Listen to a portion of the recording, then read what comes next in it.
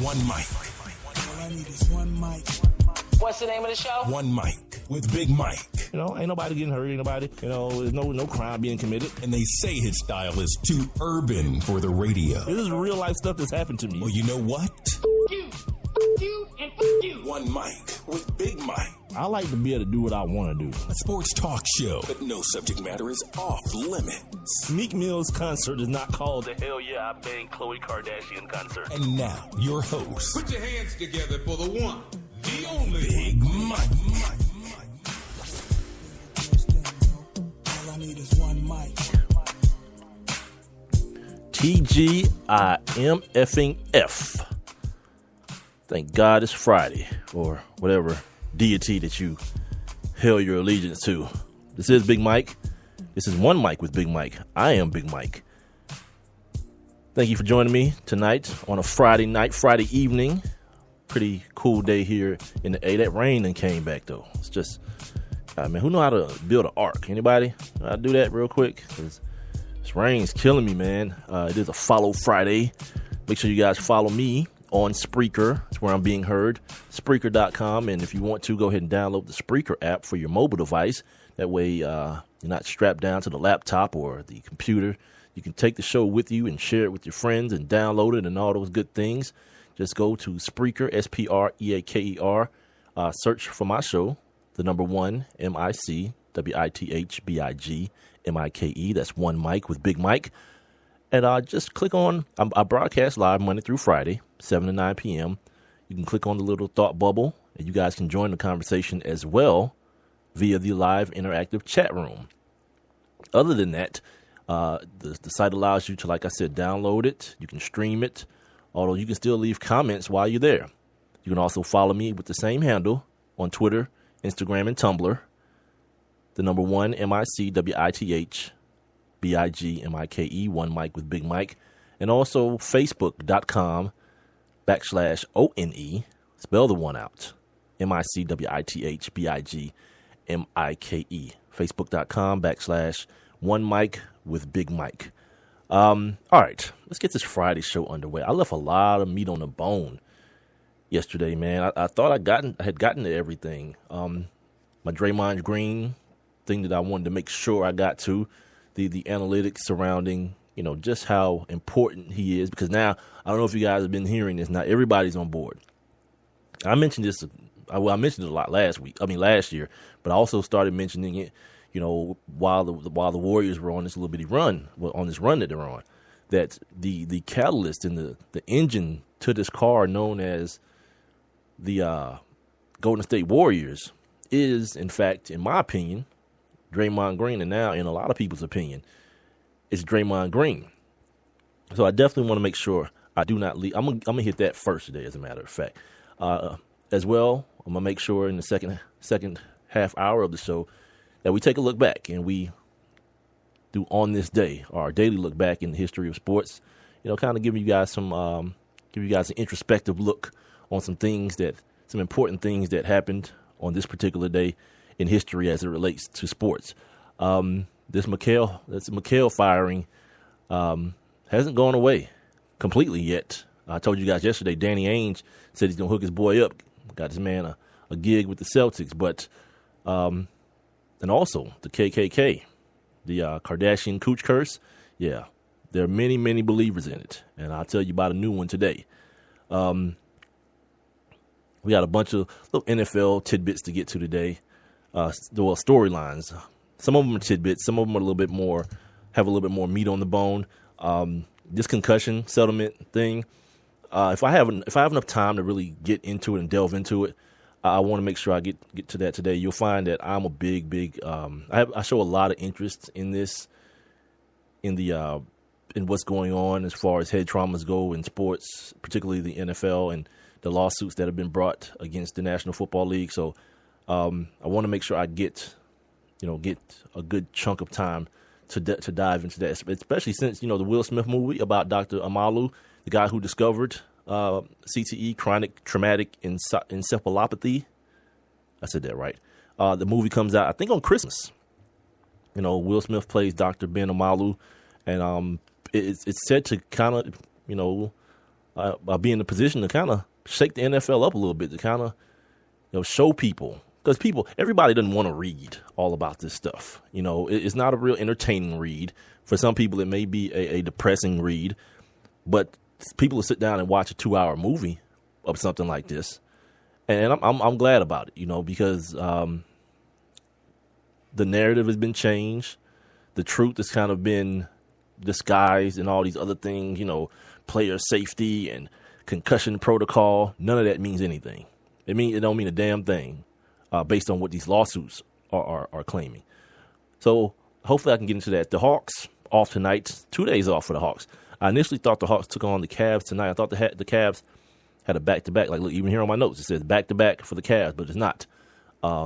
The Hawks come in, or the Cavs come in to town tomorrow to actually take on the Atlanta Hawks at Phillips Arena. So I'll give you guys a little bit give you guys my thoughts on that. I saw the Cavs play last night, play the Milwaukee Bucks last night, and from what everyone was talking about, David Blatt during the little, in between quarter interviews with Craig Sager. By the way, shout out to Craig Sager, man, back doing the gig. I'm assuming cancer free and doing his gig.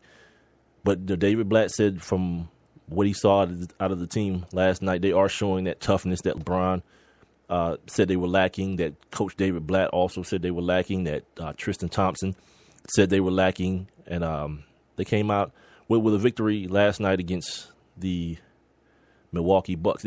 That was like the primer, or what they call it in porn, the fluffer. Yeah, that was the fluffer for that Clippers Warriors game. Speaking of fluffing, I kind of held true to my I guess my promise. It wasn't really a promise, but me saying I wasn't gonna watch that Jaguars game, that Jaguars-Titans game. I didn't actually. I turned it on for a second when the Cavs game went to halftime because I was in the kitchen doing some stuff, getting me something to eat. I didn't really want to watch the halftime show, so I had it on. Didn't really even look at it. Then when I got through getting my food, I turned it right back to the basketball game. Turned the TV on this morning, saw everything that happened. The Jaguars are now half a game out in the AFC South, which means they're basically the second fattest kid at Fat Camp or whatever. Second skinniest kid at Fat Camp. It means really nothing.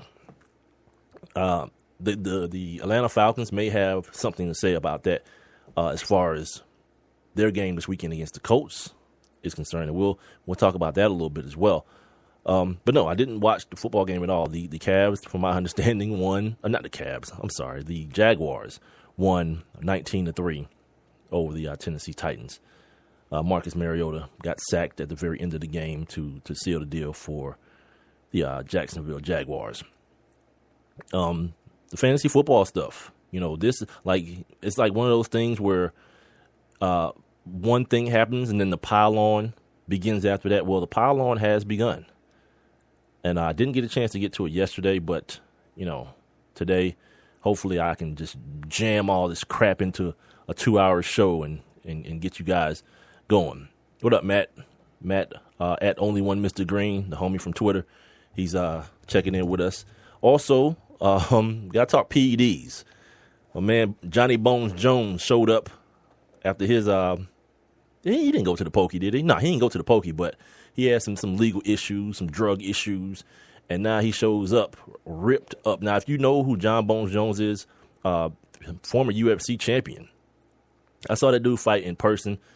Me and my guy Rob Calloway. That's an amazing experience to see that. That we were sitting in media row as well, so we're like, I don't know, 10, 15 feet away from the ring. So every time somebody get the hell punched or kicked out of, you hear bone cracking together like pa, pa, pa. It was even the undercards.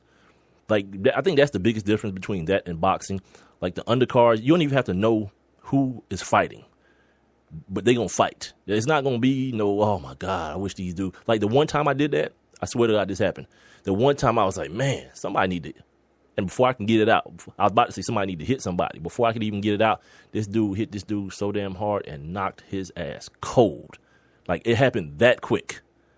yeah, the UFC stuff it's an amazing thing, and I was very, very happy to get to see that live when it came here to the Georgia Dome. So we'll talk about Johnny Bones Jones. This caught my attention too. Somebody wrote an article, a Deadspin article about Fox Sports 1. I don't know if you guys have been checking out Fox Sports 1 since now they have, since Colin Cowherd is now over there. Jason Whitlock is over there, a couple of former ESPN guys. Even the guy running Fox Sports 1 is an ESPN guy. And they talk about how things are kind of changing over there as far as their initial initiative to be the anti-ESPN. Well, when you hire a dude that ran ESPN and all the, embrace debate and the first take-ish and the Sports Nation crap, well, you're going to probably get a little bit of that flavor in your network too. And then the other part of the article talks about how Fox Sports 1 may be going too far in the other direction to get away from ESPN, and it's just being, for lack of a better word, bad journalism. Like trying to do too much to be different. You know what I mean? Like we see it now in society. These kids, like everybody think they got swag, so they just throw anything on their bodies and call it clothes and call it fashion, and it's terrible. Well, my opinion is that it's terrible. It's the same thing. Like you go so far in the other direction to try to be different than people that it's like, come on, bruh. Like really? What's the kid's Young Thug, right? Like, dog, you got on the blouse, my man. Like you calling yourself a thug, but you got on the blouse, homie. I don't know. Maybe I'm just showing my age, but you know what you won't do? You won't catch your boy with no blouse on. Tell you that right now. College football this weekend should be pretty good. Even the games that don't really matter. You get to check out LSU and Mississippi, games like that, But the bigger ones are going to be that Michigan State situation. Michigan State and Ohio State get to link up. That's going to have big ramifications as far as that Big Ten championship goes. And what's the other one?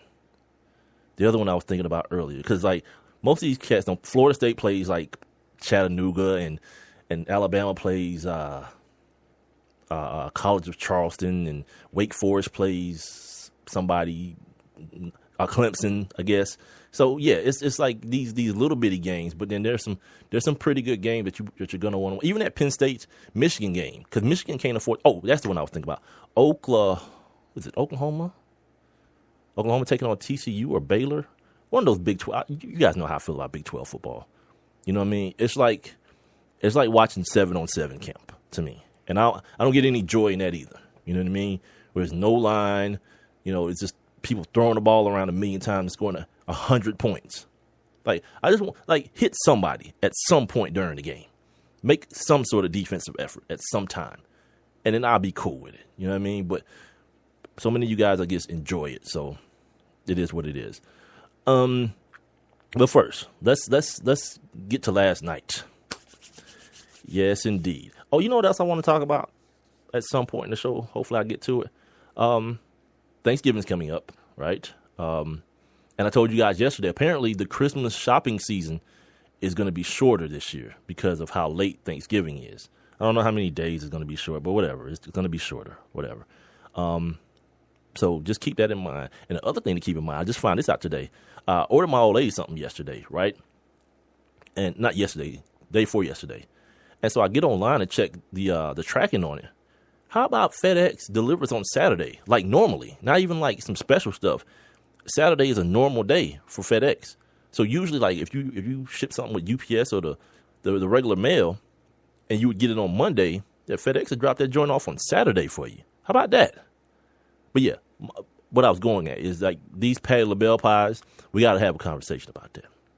We got black folks. We got to talk about that seriously, because white folks finally understood what that sweet potato pie isn't the same thing as pumpkin pie, and they found a way to stick Patti LaBelle's face and name on it, and get you idiots to run out and create a social media craze over it. Yeah, stop being lazy. You want some sweet potato pie? Make you some sweet potato pie, but don't act like it's crack. You know what I mean? And like it's like, oh my God, look what I have. A Patti LaBelle pie because she didn't make it. It came off an assembly line in a factory. You got me? You dig? But we might get back into that a little bit later or whatever. Look, see, even Matt, a Fugazi ass pie. Yeah, see? Yeah. Get your grandma or your mama or somebody to make you a real sweet potato pie. They don't come off an assembly line. Anyway, last night, I saw something last night. And I made sure I stayed up for it, even though my initial instinct was like, ugh, this is getting ugly. I'm talking about this Warriors-Clippers game. And by the way, this is One Mic with Big Mike. I am Big Mike. You hear me via Spreaker.com. Also on the Spreaker app. Make sure you guys also follow me on Spreaker and on Twitter and Instagram at the number 1 MIC. WITHBIGMIKE. That's One Mic with Big Mike. All right, so last night, the Warriors took on the Clippers, right, at the Staples Center. And it was ugly early. Like the same thing that happened in the last time they played happened this time. Steph Curry got 2 quick fouls, and he had to sit on the bench. Although Walton did leave him in for a good portion of that first quarter, he didn't yank him straight out the way he did in the first game, which they obviously won again because they're 13-0 now. But he left him in for a little while, and to just make sure he got into the rhythm of the game. But the crucial part about that was Chris Paul wasn't hearing none of that nonsense. Like Chris Paul came out, even though he missed the last 2 games with that groin injury, he came out gunning because like we start naming point guards in the league now, right? And we go Steph and we go Russ and we go all these dudes, Dame Lillard, and sometimes we kind of forget. We kind of forget about old Chris Paul. But Chris will show up and he'll show out and show you that this ain't no game. I do this for real. We memed him when Steph crossed him up on the baseline that time last year. All right, yeah, and he had fun with that. He ain't even trip. He was like, yeah, he got me because this is a dude who knows that he's still that guy. He's getting a little bit older, a little bit longer in the tooth, and he gets beat up a little bit more than you might like. He misses a lot of games. Well, not a lot of games. He misses a few games a season, and that's Father Time. So anyway, 23 points was the lead at halftime, right? And so I'm thinking to myself, all right, Mike, it's like 12 something, cause you can kind of take it on in and just catch the results, or even just hit the little red button on the remote, DVR that thing and come on back tomorrow. Nah, not your boy.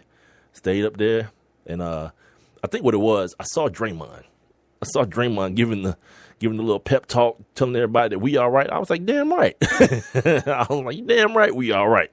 Let's go. And here's the other thing I found about myself too, that I'm glad I watched these games by myself, because if you didn't know me, you'd think that I'm some sort of Warriors fan, but I'm not. They just play the best brand of basketball. You know what I mean? And in all my sports, all I want to see is good sports being played. I don't care who wins. Like at certain points last night, I was fussing at the Clippers for things that they were doing. Like the fact that Doc didn't pull DeAndre out of the game when the Warriors go small. This has been a trend since last year. When they go small and Draymond is the center, you got Draymond, you got Harrison Barnes, you got Clay and Steph. Who am I missing? That's 4. Who's the other person? Oh, and Andre Iguodala, right? I call him the other AI.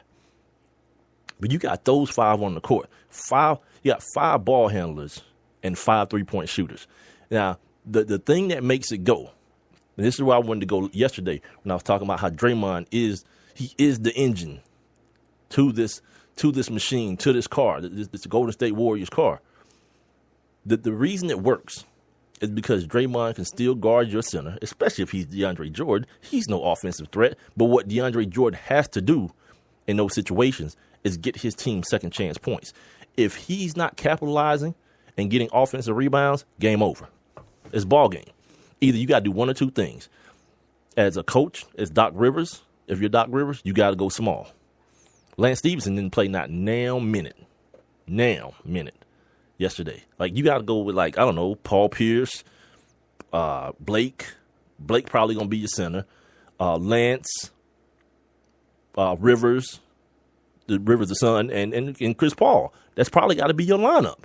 But nah, he stuck with DeAndre, and boy, the onslaught. I think in the last, what did I put on my notes? I put something like real wacky. Not wacky, but it's a crazy ass. Yeah, they went 9 for 10 on 3-pointers in the final 12 minutes of the game. The final quarter, they missed 1 3. By this time they're down. I think going into the fourth, they were either down by 5 or 9 because Draymond hit that 3. But well, it wasn't 9 or 10. Okay, I wrote the stat down wrong because I tried to cheat. It said in the final 12:01 of the game. Now I realize why it said 12:01, because Draymond hit that 3 at the end of the third quarter, which then sparked this run that he went on. It was like 22-5 to end the game.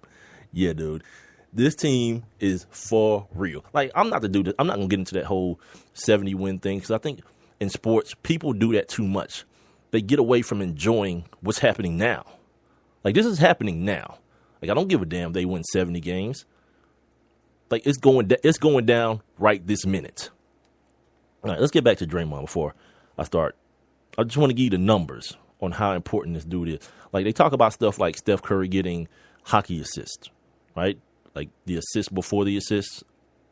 I know black folks, we don't really do hockey. You know, some of us do, but not here in Atlanta, because guess what? We've had 2 teams, and now we have none. So I have no reason to pay attention to any hockey at all. Right. I found this funny. Who wrote this article? I'm sorry. I think I erased it probably. Is that what I did?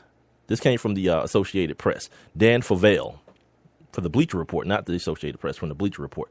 All right. One of the first things I highlighted in this article was it saying that the Warriors are not the Cleveland Cavaliers, and Draymond Green is not Tristan Thompson. Yeah. Where'd you hear that a couple days ago? Right here from me. Yeah. Tristan Thompson does one thing. Draymond does everything. Every damn thing this dude does. And they talked about, I heard Brian Windhorst talking today about like those secondary assists, but really, let's talk about Draymond's assist period. The fact that last year, 2014-15, his assist numbers were 4.2. It's 7.3 now. You wanna know why? Because the offense has to go through him. When you think you about to trap Steph Curry, you know who flashes to the middle of the court? Yeah, it's Draymond. And now they're playing 4-on-3. You dig what I'm saying?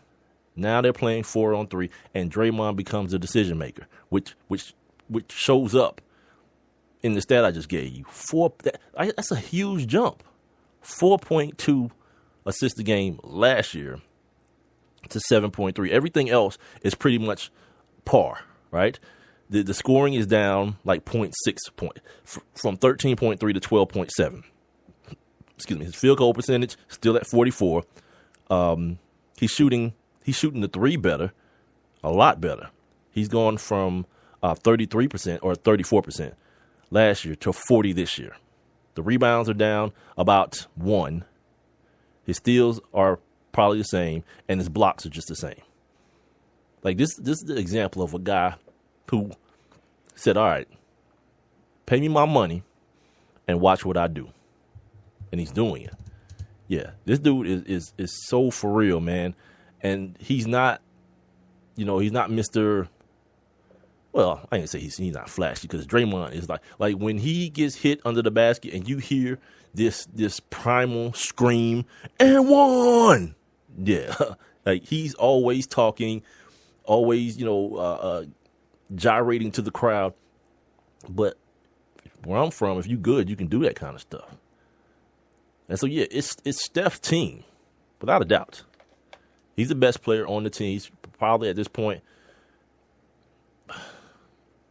See, I shudder to say it, man. Like he's venturing on. He's definitely the most the most attractive watch in basketball. You know what I mean? Like LeBron is not going to show you really anything else, right? And the guy who I can also put in that category is Russ Westbrook. Like, those two dudes with the ball in their hands are must-see TV. Russ for a different reason. Like, Steph for the reason of he's going to shoot, and you believe every shot he's, like, no matter what, you think it's going in. Russ is like, you either going to get, like hella good Russ, or like, what the hell, dude? And that has diminished a little bit. Having that feeling towards him has diminished a little. Some people won't let it go. Like Charles Barkley. Like, Russ is like, what is he in now? Is he in like year 5 or something now in the league? 5 or 6? And Charles Barkley's still talking about this dude changing his game. Not improving the game, but changing his game. The same dude that's he's leading the league in points at this point. Not points per game like scoring, but assists and scoring. He leads the league. And I think he also leads the league in turnovers as well. But, like I said, you get the good with the bad, and it's what it is.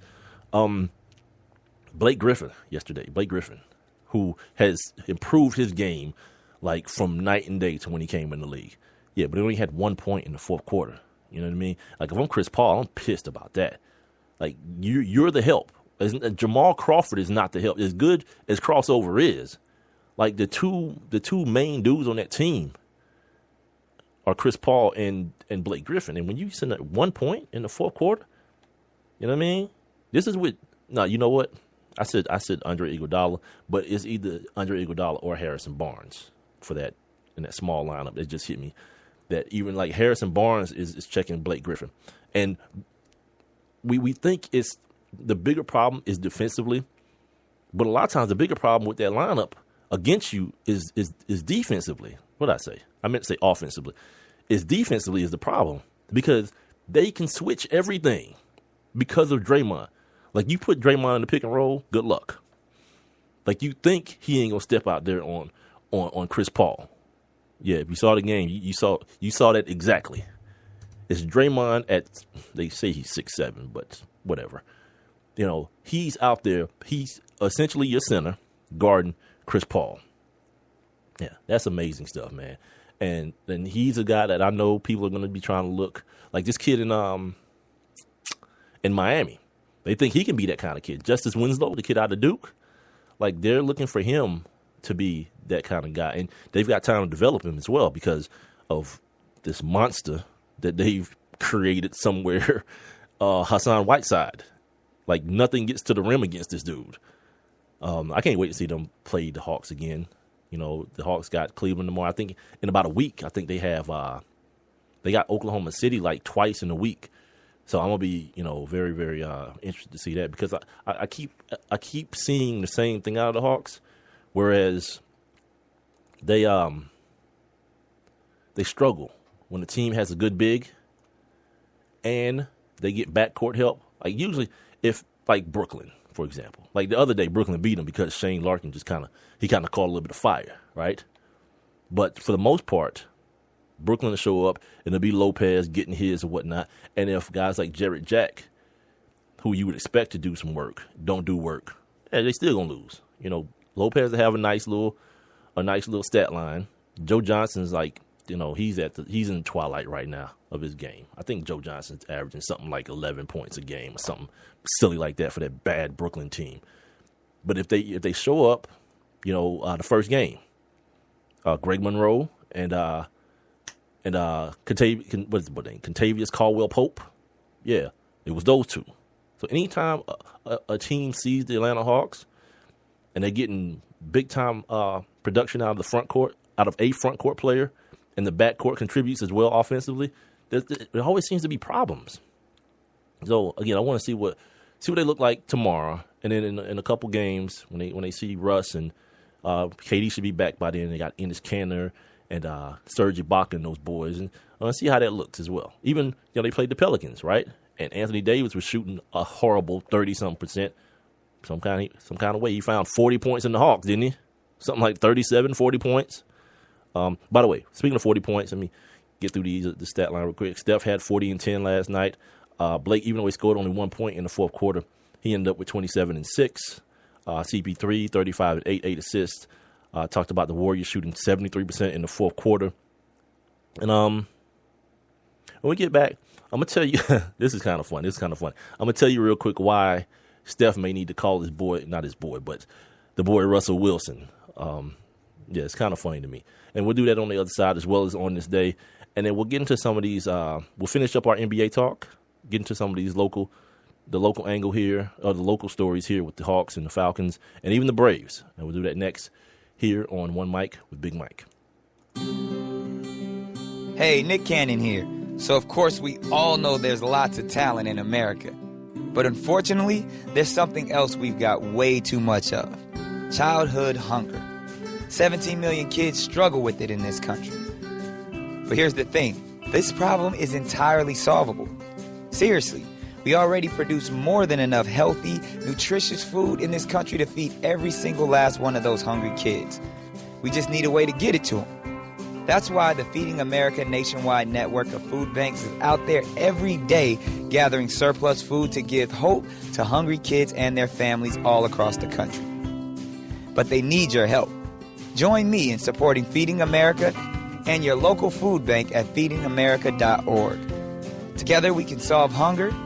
Together we're Feeding America. A message from Feeding America and the Ad Council. Attention men under the age of 35. You know what really impresses the ladies? When a guy has a few drinks and later gets pulled over for buzz driving. That could cost you around $10,000 in fines, legal fees, and increased insurance rates. There goes let's grab dinner and a movie. Oh, I know. You drive more carefully when you're buzzed. You've proven that hundreds of times. A woman admires that kind of confidence. And you've practiced how to speak if a cop does pull you over. Slowly, clearly, and politely like, "Good evening, officer." A woman admires that kind of foresight. And what woman doesn't find it adorable that you call it buzzed even though the law calls it drunk? You could kiss $10,000 goodbye, along with any chance of having a girlfriend. Because nothing says, "I'm a catch," more than a guy who lives in his parents' basement and calls it my place. Buzzed, busted, and broke. Because buzz driving is drunk driving. A message from the National Highway Traffic Safety Administration and the Ad Council.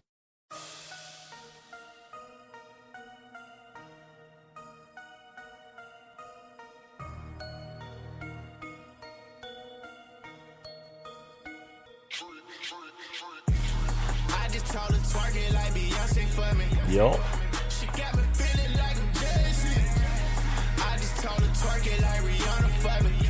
Welcome back. Little Tobias Tate. This is One Mic with Big Mike. Did I say that already? Sorry, I'm listening to the music. Being heard on Spreaker.com and the Spreaker app. Don't forget to follow me on Twitter and Instagram. Also on Spreaker at the number 1 MICWITHBIGMIKE. I'm broadcasting live Monday through Friday, 7 to 9 p.m. Once you follow the show, you guys can click the little thought bubble at the bottom and join the conversation like my guy Matt has. We've been talking about what happened last night at the Staples Center. The Warriors coming back from 23 points down at the half to beat the LA Clippers for the second time this season already. Yeah. And, you know, Steph had his Steph Curry night, another 40, or like Steve Mariucci likes to say, a 40 burger. Put that on the Clippers. But I mean, Chris Paul held his own with the groin situation and all. 35 for him. So, you know, it's kind of a watch. There was a Klay Thompson sighting last night. Wow, that happened. No. I just asked Matt if he had one of those Patti LaBelle pies. He's like, hell no. Like, are they hard to get or something? Like what's the big deal? Like, black folk act like they never had a damn sweet potato pie. And if you haven't, shame on you. And then secondly, like, we gotta understand, man, like, consumerism, man. Like that's our role. Like, that's a shame that's our role in society as black people. Just to be consumers. They like start peddling stuff to us. And then what do? Look, see, my man, Matt said his mom made them 5 sweet potato pies. You damn right. Moms. Let moms hook that thing up. Damn Patty. Nah, I ain't gonna say damn Patty. It was Patty LaBelle was one of the she was one of the first, I guess, celebrities I met when I got into radio. We did she had written a I guess like a diabetic cookbook, and we did her book signing. I think at the Mall of Georgia, I think. Anyway, she signed one. I gave it to my mom or whatever. My mom's diabetic, so I gave it to her or whatnot. And she was sweet as hell. You know what I mean? Like, we was, you know, my ignorant, stupid ass boss at the time. You know, he's like playing all Patti LaBelle music. She was like, "Why the hell are we playing that? I hear that all the time. Can we get some hip hop in this mug?" I was like, "Thank you, Patty." So she was like hella cool. But so I'm saying, like, damn the pies. I'm saying, because she didn't put her hands on them, and y'all like, "Oh, look what I got! I got a Patty pie." Idiot. You might as well go to the gas station and get a Little Debbie pie.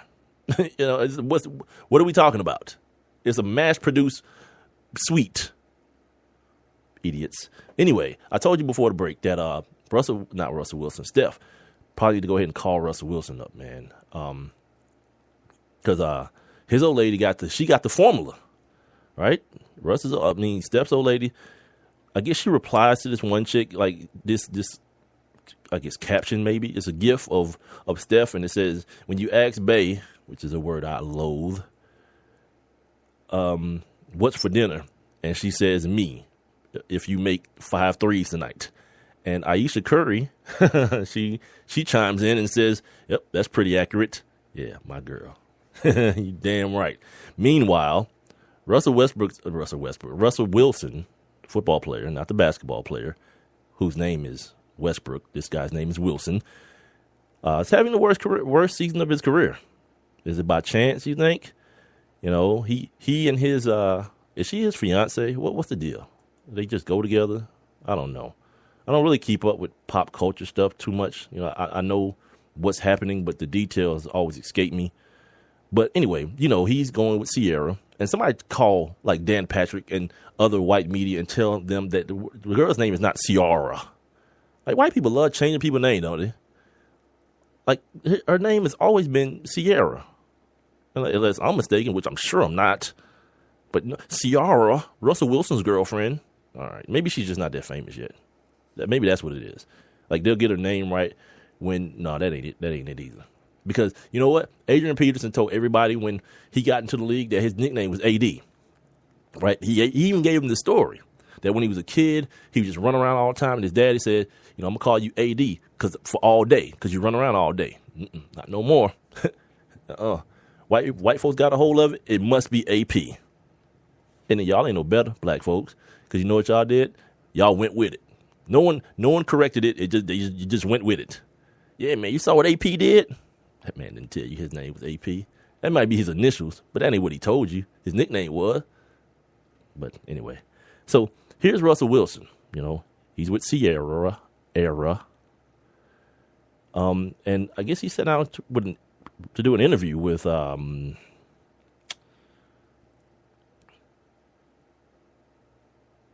can't see who this is with. But anyway, got the story from my guy at Black Sports Online.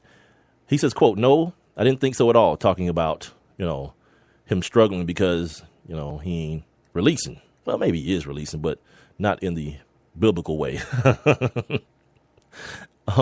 He said, "People want to make it something else. But for me, I just love the game of football. I love working. I love coming to work. I love getting here early and leaving late.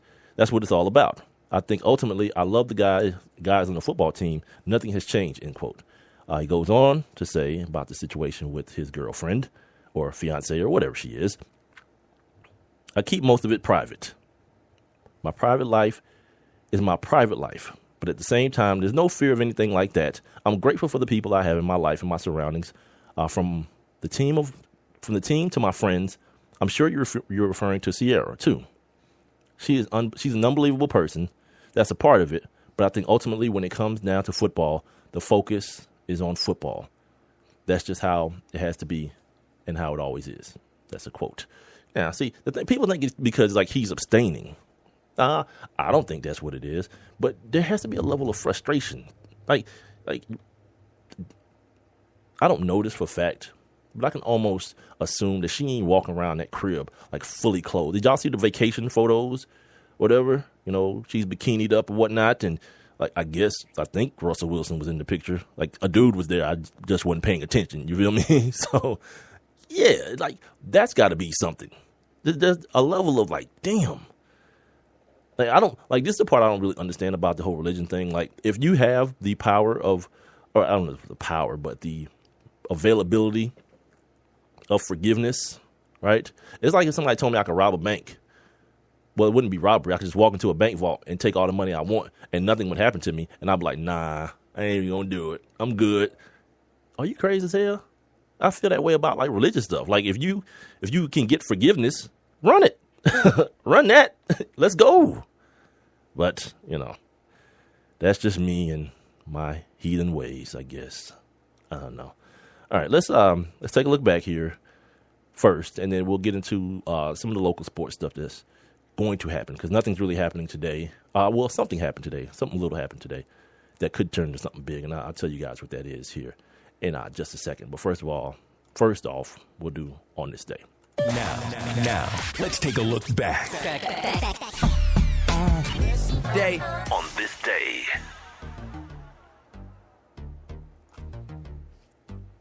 I'm a classic man. I don't know the words. All right. On this day in 1866, Pierre Lallemant, he patents the rotary crank bicycle. I had to go look and see what that was. I thought I knew what it was, and it ended up being what I thought it was. The part that the pedals are attached to with the little spokes on it that the chain is connected to. Yeah, that dude, he patented that. It doesn't say he created it, because like dudes were stealing patents and stuff back then. I mean, they do it now, but dudes was like hella stealing patents back in the day. But he patented that technology, I guess we can call it. On this day in 1982, Geo Lefebvre and Henry Desgrange, some French stuff, they created the Tour de France bicycle race. How about that? 1902, that race was created by two dudes. I wonder how that went down. And then subsequently, what's that dude's name? Lance Armstrong. I guess he ruined it. Maybe he didn't. Because, like, who cared about bicycle racing before Lance Armstrong was denying doping? Well, who cared afterwards? I didn't either way, but, whatever. On this day in 1928, the first Boston Garden opened. The Montreal Canadiens beat the Boston Bruins 1-0 in a hockey match, of course. On this day in 1942, the NHL abolishes regular season overtime until World War II is over. So during the whole World War, if it was 1-1, I guess it was just tie. You just tie it up. On this day in 1966, Dallas, the Cowboys, sacked the Pittsburgh quarterbacks an NFL record 12 times in one football game. I'm not even sure if that record still stands. I didn't check. On this day in I don't think it does. I think the Giants broke that record against Donovan McNabb and the Eagles a few years ago when they had O.C. Umenyiora and all those boys. Yeah, I think they broke the record, if I'm not mistaken, or got close to it. On this day in 1969, Brazilian soccer icon Pelé, he scored his 1,000th career goal.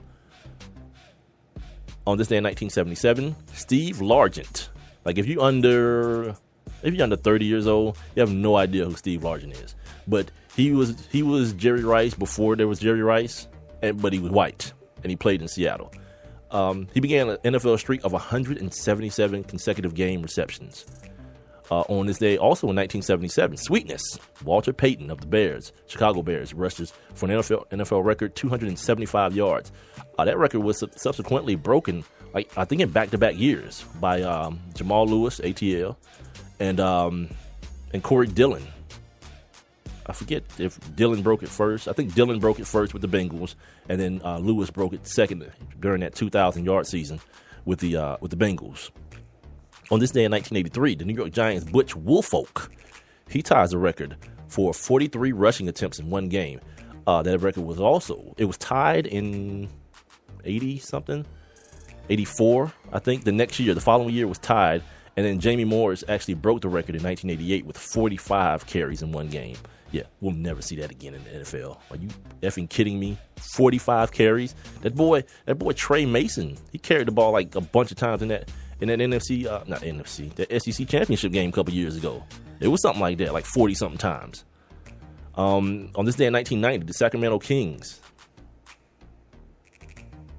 yeah, they won they had their last road victory for a year. Like they won a road game today in 1990, and then for a whole year didn't win another one. Yeah, the 76ers might be going for that one. On this day in 1991, the Atlanta Braves, shout out to the hometown, Terry Pendleton, he won the NL MVP. Man, those years. That was that year, too, 91. Yeah, what was I? 8th grade? Yeah, I think I was an 8th grader. 1997, the last original Florida Marlin, Jeff Conine, was traded to the Kansas City Royals. And finally, in 1997, the Mavericks, AC Green, he set an NBA record with 907 consecutive games played. I gave you guys the news the other day, I think it was either yesterday or the day before, that he actually he set the record, or he tied the record on this day in 1997. He officially broke the record, and he's another guy who claimed virginity. And that I don't know if that was as much a choice or just a result of him holding on to that Jerry curl too long. Anyway, that is your Friday, your Follow Friday edition of On This Day. All right, moving on to our local squads here in the ATL. The Hawks, of course, take on the Cavs on tomorrow. Like I said, I thought it was tonight, but they take the Cavs on tomorrow. I don't think the Cavs will have Mo Williams. They had a light-skinned kid playing point guard yesterday. I can't remember his name. He looked pretty good, though. I will say that. As far as the Hawks are concerned, still waiting to see if Jeff Teague and or Kent Bazemore, both with ankle injuries, if they'll see the floor again. What else do we want to say about this game? I don't know. I mean, it's an early season test. It's a team that eliminated the Hawks from the Eastern Conference playoffs last year. This is not that situation in Charlotte or Brooklyn or New Orleans or in these bum ass teams the Hawks have played so far. This is a real basketball team with arguably the biggest superstar in the game, LeBron James, coming to town. You got him at home, hopefully. I ain't gonna say hopefully, because then it's like what am I actually hoping for? Like, these games haven't been loaded here in Atlanta, and if it is on tomorrow, well, I'll say this. I'll be an optimist in this one. Maybe it'll be packed tomorrow because it's a Saturday, right?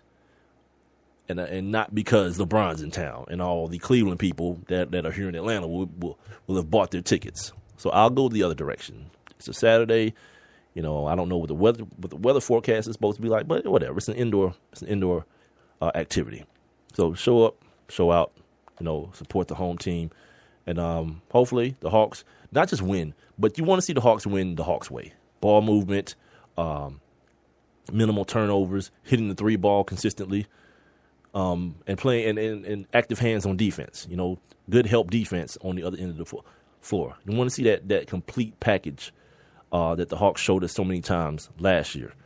The Falcons, keeping it local here, they take on the Colts on Sunday. And I talked about earlier how this game is big for the Falcons and the Colts. The last night's game, I had an impression on the AFC South. Now that the Jaguars, surprisingly, in this badass division, are half a game out of first place in the AFC South. Now the NFC South, the Panthers are running away with it, right? And they turned out to be, Falcons fans, cover your ears. This is the class of the division. In the way that it was a point in this division, this NFC South division, from its birth, that no team had won the division 2 consecutive years back to back. Well, this will be the third in a row for the Carolina Panthers. And you look at this team and you say, well, last year they were 7-8-1. Well, yeah, that's true. But here's the other thing. They got together at the end of the season, and they haven't lost a regular season game in over a year. So we kind of see this every year with some team. Last year, it was the Cardinals. Finished strong the year prior, and for whatever it's worth, it just kind of carries over into the next year. And that's what we're seeing now with the Carolina Panthers.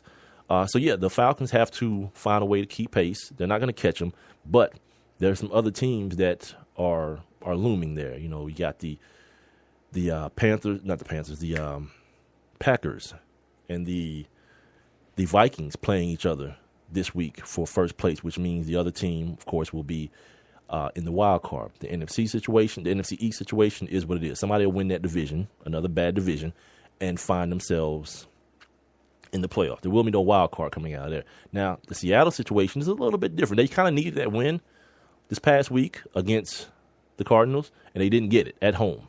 They do have the Cardinals later on. I think they have a couple of other division games as well that they can make up some ground in the wild card race, but they're not going to catch the Cardinals for the division, but they can get in. But those are the teams that the Falcons have to keep Falcons and the Falcons fans have to keep their eyes on. You know, the Falcons haven't been playing very well here in the last 4 games. I mean, you're talking about a team who is averaging 16.7 points per game in the last 4 games. That's 16 points. That's really 2 touchdowns and two 2-point conversions in the last 2 games. Now, they started off the season, the first 5 games, they was busting ass, 32 points a game in the first 5 games. And the mainstay, the stalwart, Julio Jones is on some crazy nonsense. What he's doing on the football field, no matter what the team is doing as a whole. Julio Jones is still sitting at 80 catches right now at the halfway point.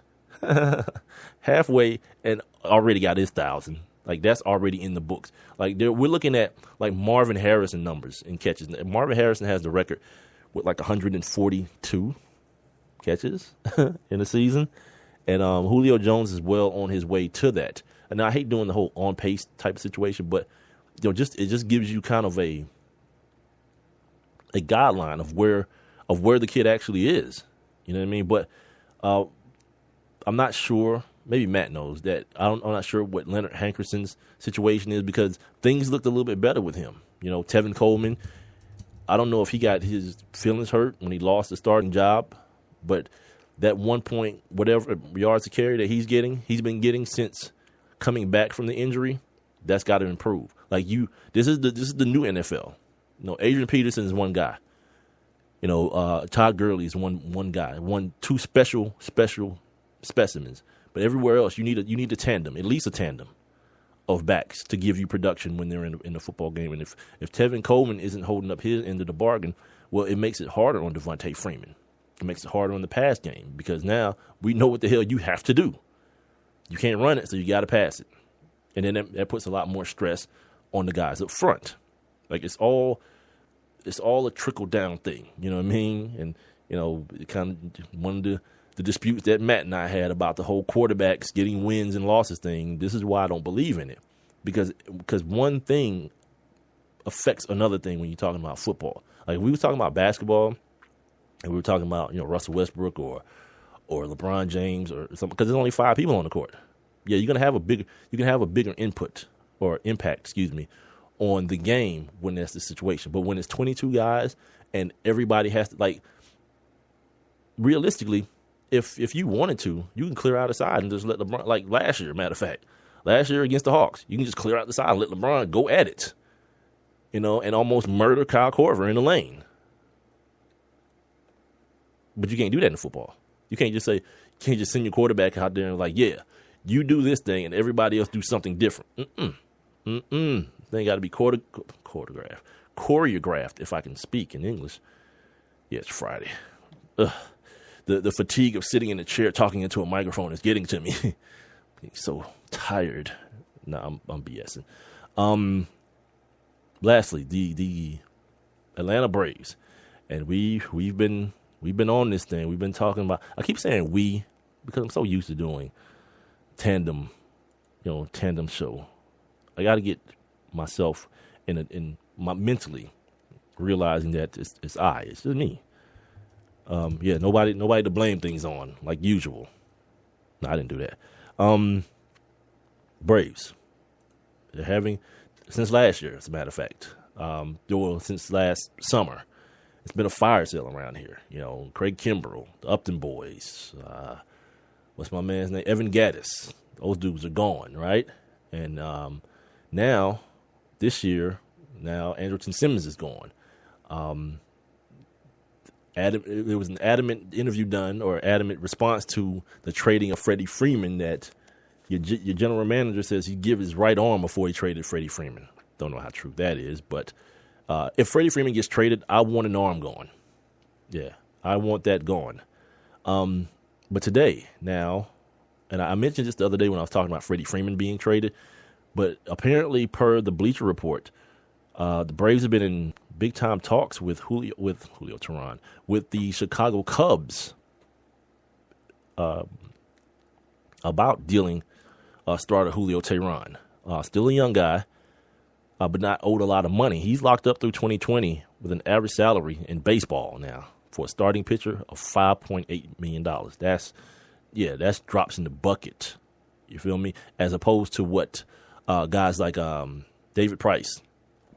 He'll be a free agent. He'll be the free agent in baseball this year. He's gonna demand a king's ransom. So for $5.8 million, Julio Teheran is he's a serviceable dude, especially when you already have the Cy Young winner in Jake Arrieta there. You got John Lester as well with the Cubs. All you need is you need to solidify your starting rotation if you're the Cubs, because you're going to score points as well with Chris Bryant and a couple of those guys you got hitting the ball out the park in that little bitty park. So if I'm the Cubs, it looks like a good deal. Like, I'm not the baseball guy by any means. Being in Atlanta, I have been able to watch Julio Teheran in his good and his bad, and there's been probably an equal amount of both. This is all per Fox's Ken Rosenthal. Yeah, they're calling him a controllable starting pitcher, and I assume that to mean they can control his salary and his free agency for a little while longer. Like I said, 2020 is what he signed up for, so that's the next 4 or 5 seasons, right? The Braves also spoke about Shelby Miller, guy they just got from the Cardinals last year. First year in town last year from the Cardinals in that Jason Hayward deal. But, the Braves are listening to everything. They're in the market for picks and prospects right now, and in an effort to do what the Cubs did, be bad, do what the Astros did, and the Royals have done, and the Pittsburgh Pirates have done. Be bad for a few years, and then hopefully the timing of this time out just right for when you appear in your brand new stadium in 2017, and you got a young team that's on the rise that people can get behind. It's a risky proposition, but the fact of the matter is there's evidence for it working. You do it right. I'm sure the people in Houston are happy now that they got a contender. The people in Kansas City are happy now that they have a contender again. I'm not sure what's going to happen with the Royals. Although they do have the MVP, they still have Joey Bats, Jose Bautista. David Price is probably going to move on. That dude has been like a rental, like a hired gun for the last couple of years now. And hopefully now he'll be a free agent now. So I guess the hopes are now that he'll find himself a long-term deal with a team, whoever that team may be, Angels, Dodgers, somebody that's trying to throw out a bunch of money to get themselves the Yankees maybe, to get themselves a championship, or at the very, very least a pennant. So again, the Braves have a plan. They're kind of keeping you in the dark a little bit in fear that you guys won't know how to act. They're not saying it's tanking or rebuilding or anything like that. But if you read the tea leaves properly, you see what it is. There's no need to duck it or, act like it ain't what it is. Just as long as it works. Like in 3 years, we look back and say, yeah, you know what? Losing those 100 games was worth it. Look at us now. We're in the World Series. That's what the Kansas City Royals are saying 2 years in a row, and they won it this year. So, I guess maybe because my heart isn't in the baseball, it's more so just with my city. I like for my city to be relevant sports-wise, and for me personally, doing this, to talk about, it's a lot easier to talk about teams when they're doing well, than when they just suck every day. And every day you got to turn on your microphone like, oh my God, again, the Hawks are so bad. No, I don't say that this year. I haven't said it for 2 years. So good for me. Give myself all the credit. Anyway, we're going to come back and I'll get into some of these NFL stories. Some pretty interesting things to talk about. Concussions, jail time for people, former players going to jail, all kind of craziness. And we'll do it next right here, One Mic with Big Mike. It's Thursday night, and you're grabbing drinks with some friends. Started off with a pitcher for the table, which quickly becomes 2. There's pool. And there's the photo booth. All right, everybody squeeze in. Say cheese. Followed naturally by an order of wings. And another. Can we get some extra ranch sauce? Then there's the ceremonial nightcap. So what are we doing this weekend? And lastly, it's back to the car, which, if you're buzzed,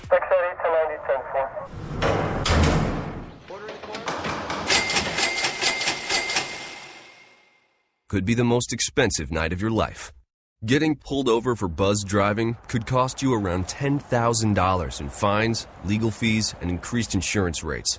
Nothing kills a buzz like getting pulled over for buzz driving, because buzz driving is drunk driving. Brought to you by the National Highway Traffic Safety Administration and the Ad Council. There's one thing you can never have sex without. It's not something you buy. Or something you take. In fact, there's only one way to get it. It has to be given to you, freely. It's consent. Because sex without it isn't sex. It's rape. Consent. If you don't get it, you don't get it. It's on us to stop sexual assault. Learn how and take the pledge at itsonus.org. One mic. All I need is one mic. What's the name of the show? One mic with Big Mike. Ain't nobody getting hurt, ain't nobody, there's no crime being committed. And they say his style is too urban for the radio. This is real life stuff that's happened to me. Well, you know what? You, and you. One mic with Big Mike. I like to be able to do what I want to do. A sports talk show, but no subject matter is off limits. Meek Mill's concert is not called the Hell Yeah I Bang Khloe Kardashian concert. And now, your host. Put your hands together for the one, the only Big Mike. All I need is one mic. One mic with Big Mike. Big Mike here with you for the last hour of the week, as a matter of fact. I'll shut it down for the weekend, come back on Monday, try to do it all over again and do it better, man. Shout out to my guy Mark Cooper. Apparently he's calling some high school basketball today at local high schools, Lakeside versus McNair. That's my old lady's alma mater. She's a product of the Cobb County Public School, same way I am. No wonder I'm doing what I'm doing. Anyway, so what? I asked Mark if he had one of those Patti LaBelle pies. He says, no Patti pies, but I'm going to try the Plies pies. If only that was a real thing. Do they come with like a gold grill? You get one of those with the pie? A Plies pie. That's outstanding work by you, sir. Where was I at? Oh, you know what I forgot to do when I was talking to NBA? I forgot to tell you that, I mentioned that the Kevin McHale thing isn't quite over.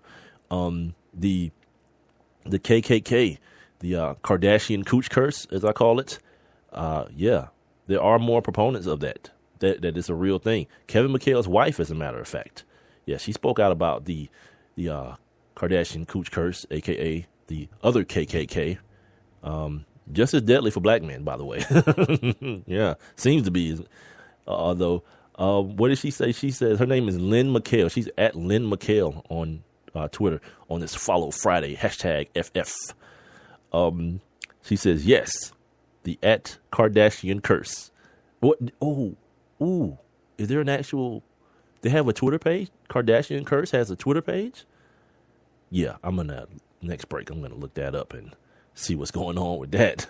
It says, yes, The @Kardashian curse is real. Hashtag who's next. Then she comes back and says, dot.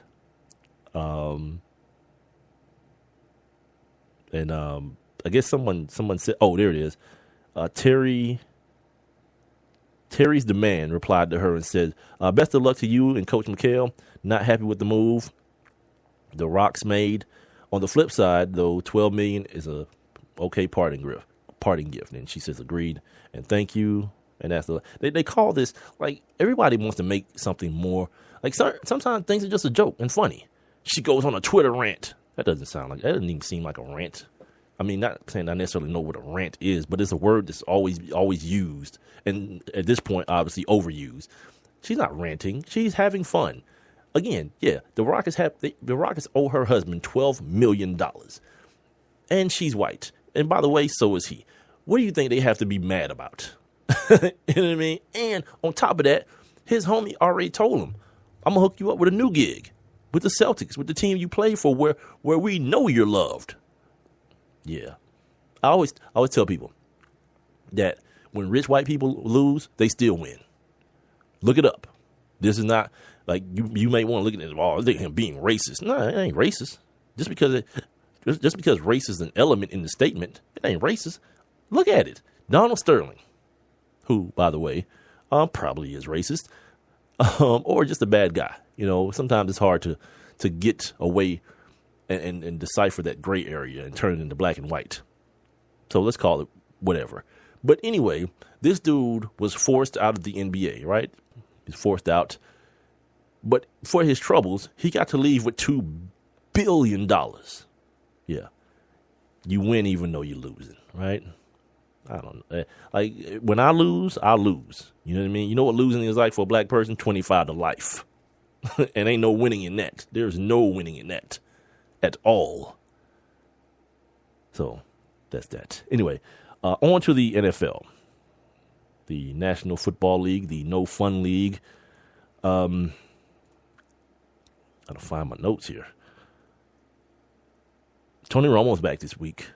And the Cowboys have lost 7 games in a row. And in the worst ways, too. Like, all of them have come down to the very bitter end. And because, like, for people who don't understand the importance of having just, like, adequate quarterback play. It ain't got to be great. Just adequate. It's those moments. It's not touching the ball every play. It's those moments when the team is like, all right, this is what's happened. We've held this other team to 13 points. Can you get us 14? And the answer for the Cowboys for the last 7 ball games has been hell no. You should have held them to 6. You know, like. But now Tony Romo's back. Dez has had a couple games on the foot, so hopefully there's some additional confidence. He saw him make a great catch last week, or in the last ball game he played before their bye. Great catch on this, like as the guy Rob Littall calls him, a YOLO throw. Just Matt Castle just chunks it up into the end zone, and because Dez is just such a beast of an athlete, he comes down with the touchdown like effortlessly. But I think he did nick up his knee a little bit because someone fell into it or something of that nature. So anyway, that's happening, and we'll see. They take on Ryan Tannehill and the Miami Dolphins, and the newness, the Dan Campbell newness has sure worn off, hasn't it? And so we'll see how that more bad football. I'm not looking forward to seeing that crap at all. We found out yesterday that compensatory picks now teams will be able to trade those picks. And for those of you who don't know what a compensatory pick is, it's those extra picks that the league gives to teams when they lose free agents to kind of make up for the loss. But before now, if you got if they attributed 5th round pick to the free agent that you lost, well, you had to make that pick in the 5th round, no matter what. You couldn't like package it with your 3rd and move up to do something else or any of that. You just had to make the pick where it stood. But now the NFL has figured out that was stupid, you know, because again, I'm always in the mindset, if you give me something, it's mine to do what I want to do with it. You know what I mean? Like, you give me another pick, I can trade it if I want to. and now the NFL is right along those lines as well. Story came out today from, I guess, Fox Sports that apparently Peyton Manning is they're saying that the Broncos are keeping him away. Danny Webster, again, this is Bleacher Report. I'm sorry, I thought it was Fox Sports. Bleacher Report says the Denver Broncos want Peyton Manning to focus strictly on rehab and treatment.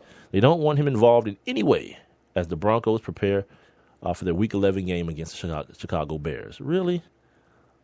And you know what? Part of it makes sense to me because maybe if it was last year and this was like the quote unquote Peyton Manning offense, but this is Gary Kubiak's name. Like, essentially, I think he's been telling Peyton Manning since the offseason. I think John Elway and the Broncos have been telling Peyton Manning, like, you need us, cuz we don't necessarily need you anymore. You're old, and everybody wanted to give him excuses at the end of last year. Oh, Peyton had a thigh. No, Peyton has an old. He's old. And he's not throwing the football well. And so then when this year came around and Peyton was like, oh, I'm healthy, everyone. Wait, you're still throwing it to the other team, though. And you still can't get the ball down the field. You can't drive it down the field with any accuracy. What the hell? Oh, now it's the plantar fasciitis and the ribs. That's what's going on. Like, they're trying their best to bench this dude.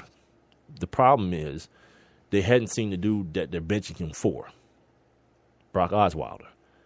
And I have to believe that there's some fingers being crossed by John Elway and Gary Kubiak and all those dudes. Like, please let this dude just come out and throw for 3 bills, couple touchdowns, no picks, maybe run one in, do some good things, control the offense, understand the protections and set the protections correctly and all those good things so that, you have an excuse to let him ride, to let Peyton ride. The same way they need an excuse to kick Tebow's ass to the curb. Remember that? Like, John Elway ain't want to mess with that dude, but he had to find a way that people would accept it. Because people were drunk with that Tebow foolishness. But it's like, if I bring Peyton Manning in here, it's like, all right. I mean, I love Tebow, not me personally, but if I'm one of those idiots, I mean, I love Tebow, but Peyton Manning is like one of the best ever, and he's quite not. Like, just this past week, Champ Bailey, I guess, was on Fox Sports talking about how the scout team would pull up or not go as hard when Tim Tebow was in at practice. Like, they were instructed not to try to give him some confidence throwing the football.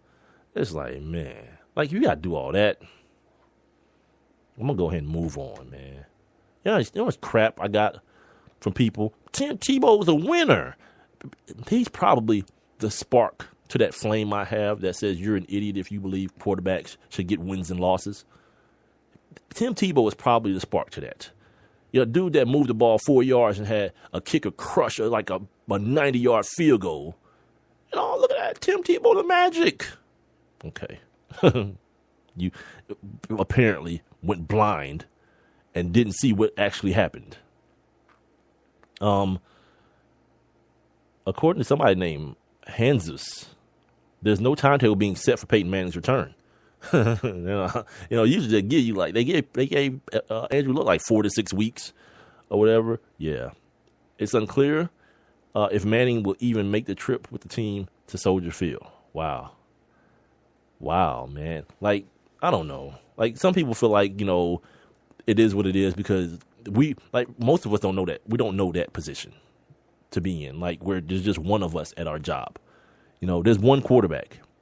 So for Peyton Manning to help this dude and to make the trip to Chicago and be on the sideline with him going over the pictures during, the defensive possessions, it's essentially, I understand that mentality, like, well, that's me kind of helping this dude take my job, kind of. So I really don't. Like, this is one of the worst positions for me, kind of being like on the fence about something like this, because I don't know. Well, I know me. I know I wouldn't help his ass. I know that, but that's because I'm like hella petty about stuff anyway. You know what I mean? I don't know. I can see both ends of it, because you want the team to continue to win, and if for the betterment of the team is you helping this dude kind of, because, again, football is the ultimate team sport. But then still, there is an individualistic element to it that says, but I want to play. I want to play. I want to be the one to lead the team to the championship. And in Peyton Manning's situation right now, it's almost like you get one or the other.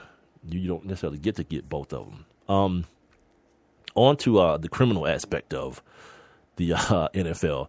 The man who killed Adrian Peterson's quote-unquote son, and I'm doing like the bunny ears because if you know the story, this young boy was killed. Now I guess I can say killed. I don't have to say allegedly because the guy has now been convicted. His name, something Patterson. I have all my highlights. I highlighted this stuff. Yeah, his name is something Patterson.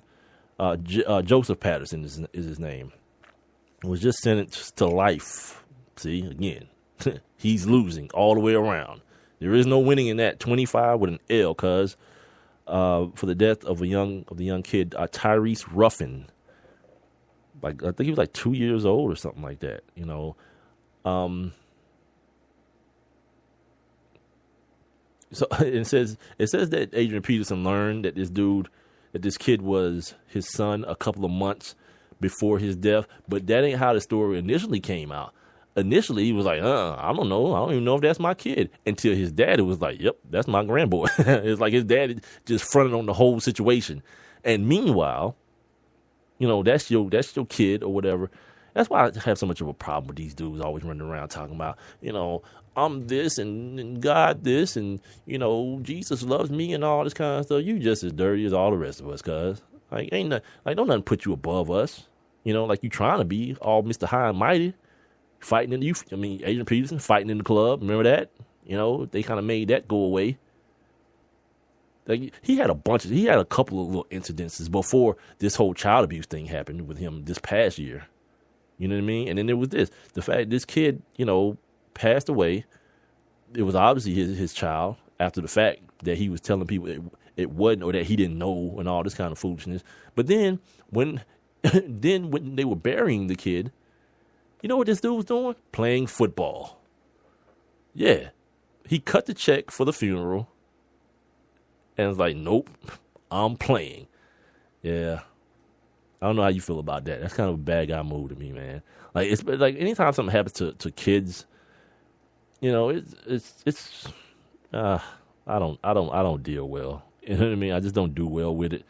Like I love little kids. You know, I mean, I don't say I love little. I'm not that guy. Like I, you know, but like let me explain to you what I mean. The other day, yesterday maybe, there was this video going around of this like beautiful little baby like making all these faces. Like when kids like laugh and smile and stuff like that, that's like the most heartwarming thing in the world to me.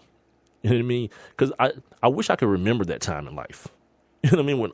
When you just happy for no damn reason. Like you ain't have to deal with nothing. There wasn't no stress or no pressure. There ain't no depressed babies. You know what I mean? Well, I ain't gonna say none because some of you are terrible parents. But whatever. But for the most part, you know, you're a baby. Everything is, people carry you around. They feed you when you just holler and scream. And then you just get to be happy and play all the time. But then you get to be like, you know, a certain age, you don't even remember it. That's the worst part about it. Like it not happening anymore. Okay, it's cool because we all grow up. But like, why can't I remember that? Like I see kids like just the joy in a baby and children. I'm like, damn, that's like the purest joy ever. And we have, as adults, no recollection of it. Yeah, it's like a cruel joke being played on everyone by the universe, you know. What else do I have here? Nate Newton. Nate Newton's in the news again. It's not weed this time. Remember Nate Newton got pulled over, the big van of weed, and he was like, I always wanted to be the best at everything I did. So I figured if I was going to be the best, if I was going to be a weed dealer, I was going to be the best weed dealer. And yeah, he was the best convict, I guess, too, because they took his black ass straight to jail behind that, you know. Look, see, Matt, no, yeah, baby's got it made, dude. I don't want to be one again, but I just want to remember.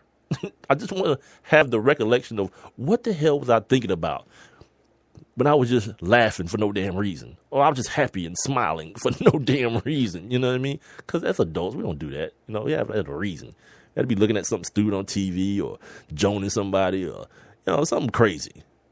But babies, they don't need all that crap. A baby can just be sitting there and just tripping the hell out. Like the most natural of highs ever. And then it's gone. It's gone forever. You know that movie where the babies can talk and then somebody figured out that babies know the secret of life? But then when you get older, you can't, because you're a baby, you can't tell it to people. But then when you get older, you can't talk. I mean, you can't remember it. Yeah, that's probably what's happening, to be honest with you. Babies are looking at us like we're so damn stupid. They know everything that's going to happen and that's happening and why it's happening right now. And we're so damn stupid. We know nothing.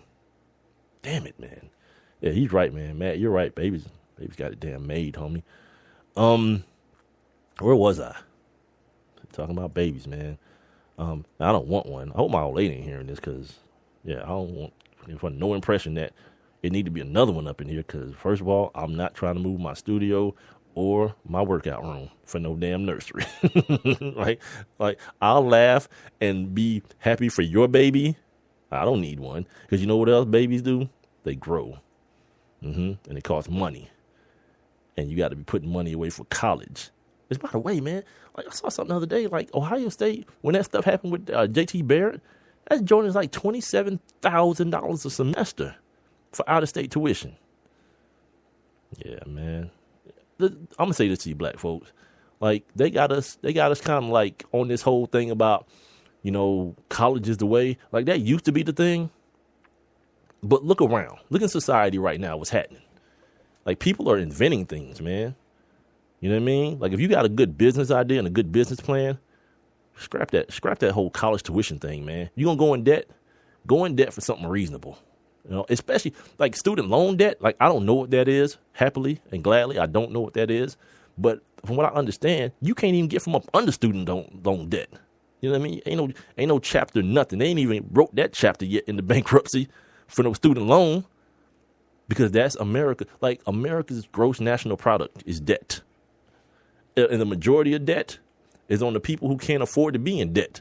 Young people, the future of the country. How about that? Yeah, it's like a moronic oxymoron. You feel me? Yeah, it's weird. What was I talking about? Football, right? Every time I think about it, every time I try to move on. Nate Newton. So his wife did an interview, and she's talking about how Nate used to beat her up, and apparently the Cowboys knew about it. This is what I'll say about that. I don't deny it at all. Like these are the dudes like Mike Irvin and Larry Allen and those boys. They had a White House across the street from the facility where they used to like run hoes and drugs and everything. You know what I mean? So you telling me that the organization knew Nate Newton was whooping your ass? Like I'm definitely not surprised, and I'm not. In no way will I be like, nah, she lying. I'm not gonna do that because it was a different time. Like domestic violence, it just really, behind this Ray Rice thing, became a hot button issue. Well, as hot as it is now, with everything being like, the weird commercials of Chris Carter crying and all this kind of craziness. Yeah. So Dorothy Newton, the ex-wife of former Dallas Cowboys offensive lineman Nate Newton, claimed in an interview with Sports Illustrated on Wednesday that the team allegedly knew that she was being domestically abused during the 90s. But did nothing about it.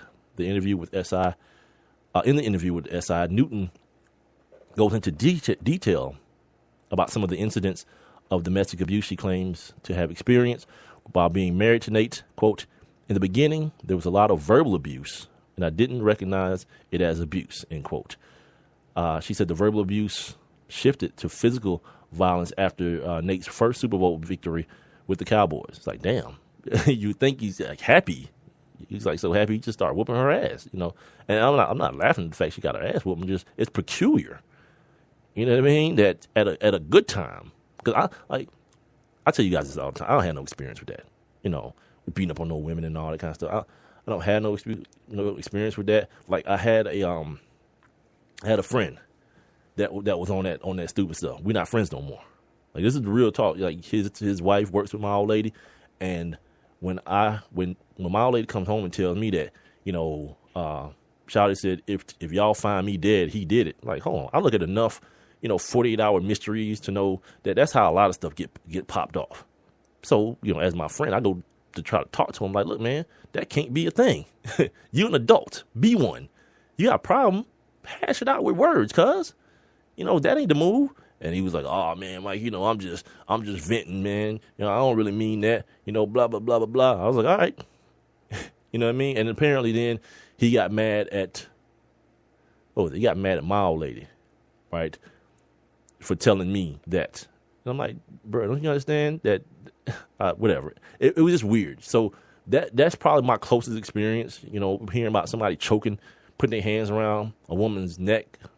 Like, to me, that's ridiculous. You know what I mean? Just bounce, cuz. My old lady came in here the other day talking about her coworker, her pregnant coworker is dead now. Just recently, like the day before yesterday. Because some dude that she was with killed her. Like, why is that the move? Like, if it ain't to be no more, it just ain't to be no more. Let's go ahead and, be adults about this thing and move on. Just keep stepping.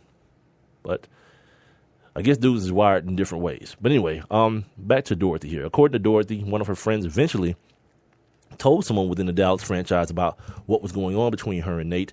Once the relationship got more violent, afterward, Dorothy claimed Nate shot at her and shoved the table into her stomach while she was pregnant. Like, all this is alleged, by the way. This is just one side of the story. So I'm not here to corroborate it or say it's true or not. Just the story itself, though, is it's gut wrenching. It's ridiculous. And the fact that it's dudes out here, on this same kind of stuff, like, this is the 90s, and dudes on this same kind of stuff now in 2015. I don't understand the mentality of it. I will say this, though, because we got like a couple minutes left in this segment, but I want to get to this brain trauma, this concussion settlement as well, because a lot of this stuff revolves around that as well. They've linked brain trauma to irrational behavior, such as domestic violence, and that's the last thing. That's the last thing the NFL wants to hear. That they actually contribute to some of what's going on, like Javon Belcher. Everybody remember? I always bring his name up because I don't want anybody to forget what the hell happened, because the NFL never talks about it. Like, after it happened, it was over. The kid from Kansas City that killed his old lady in the room next to where his baby was sleeping, and his mama was in the house. Then drove down to the Chiefs facility, and in front of the GM and the coach at the time, Romeo Cornell, blew his own damn brains out. And then, you know what they did? Yeah, they examined that brain and found out that it had CTE, that he had CTE. He was suffering from chronic traumatic encephalopathy. Yeah, the NFL don't want no parts of that. Because you hear these stories, like there's a group of women who are suing the NFL, as well as the players that are trying to get this concussion settlement, because they notice these abrupt changes and this like unwarranted violence within men that they've always known to just be like regular human beings and not really have violent tendencies to them. And they're getting smart and realizing and reading research and realizing that some of that behavior, if not all of it, could be a direct result of continuous blows to the head. So I tell you what, we're going to take a break here, and I'm going to come back, and I'm going to talk a little bit more about where this concussion settlement is right now, and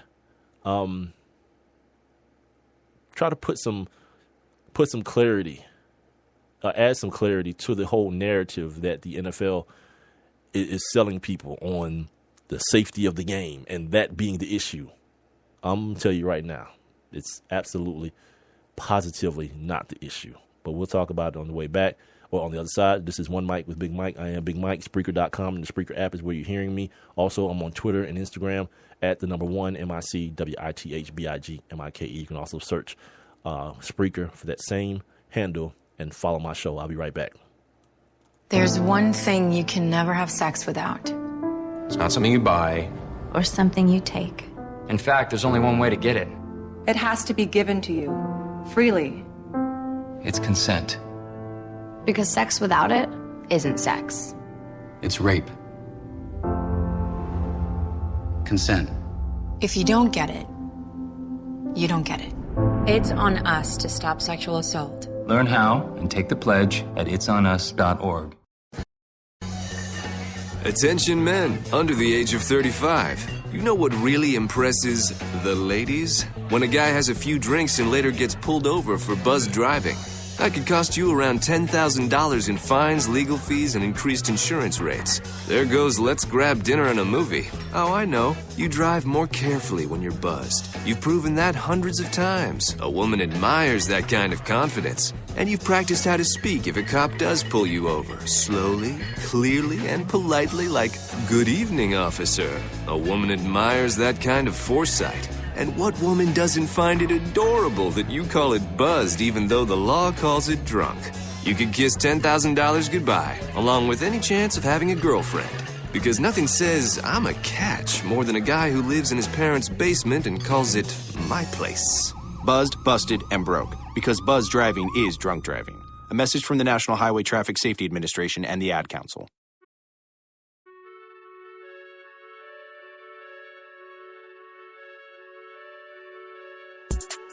I seen your girl post a BM, so I hit her in the DM. Yeah. All eyes, yeah, I see him. Yeah, It goes down in the DM. It goes down in the DM. One Mike with Big Mike. About 28 minutes left in the show today, in the week, as a matter of fact. It's been a pretty good week, I believe. Not necessarily the content, but the fact that I made it through 5 straight shows. Spreaker.com is where you're hearing me, or the Spreaker app. Please spread the word to all your friends. Let them know that I'm here Monday through Friday, 7 to 9 p.m. live, and that they can also be a part of the show by clicking the little thought bubble at the bottom of the screen. Once you click on Listen Live, you guys can jump in the chat room like my guy Mark Cooper has and my guy Matt has as well. You guys can also find me on Facebook.com/One Mic with Big Mike. Got me a little Facebook page you guys can like and all them good things. Now here's the thing about Facebook that I found. There's a lot of problems with it. Like I'm brand new to Facebook, like a week old or something, 2 weeks or something. But I'm realizing that there are a lot of issues with it. Like you're supposed to be able to, like I don't need a personal page, a personal Facebook page. I've mastered the art of being able to convey anything I want to anybody in 140 characters or less. So I don't need all the extra room. And if I do, I'll do it on Instagram. You know, they give you a little bit more breathing room. So the Facebook thing to me, whatever. But I do need it for the show because the site Spreaker help you attract more listeners. You understand, with a Facebook situation. But you're supposed to be able to convert the personal page into a business or entertainment or celebrity or fan page or whatever it's called, right? But for whatever reason, I'm doing it and it's giving me all these error codes. And when I Google the errors, I find that a lot of people having these problems. It's not that I'm doing something wrong, which is what I thought was going on. It's the fact that Facebook is broken a lot, I guess. You know what I mean? So it's real weird. Like I got this personal page that I don't want people to be able to find me. I mean, I don't have no warrants or nothing like that, but it's just, you know, I've become a very private person. Like at one point I was very out there, and you know, when I started radio and stuff, I was in clubs every other night, and you know, on weekends doing a bunch of crap. But now, you know, I'm a family dude. I'm settled in. You know, my house is kind of off the beaten path. You know, you got to drive about 15 minutes to get to the expressway, to the highway, or whatever you call it, wherever you're from. You know, highway, expressway. You know, and I like it that way. Be honest with you, I don't need to be living downtown in the midst of all the hustle and bustle. Like, if I'm downtown, I need to be there for a reason. You know what I mean? Like, I don't need to be. I just don't need that in my life right now. So, anyway, back to what we were talking about before the break. We were talking about we got into the conversation about concussions because just recently here, the last couple of days, this it's been a couple of years now that this this concussion lawsuit is yet to be completely settled. At first the NFL came with a number, a cap number of like $765 million or whatever, and the players, they went back to court. Yeah, $765 million. They went back to court, and it's like, nah, you can't cap it because dudes are still like, we don't know. Like, everybody don't experience these symptoms at the same time, right? So the NFL was like, all right, cool. Let's put it at $1 billion with no cap. But then what they did on the back end, the grimy, slimy organization that they are, they made the requirements to qualify for the money harder. They eliminated some of the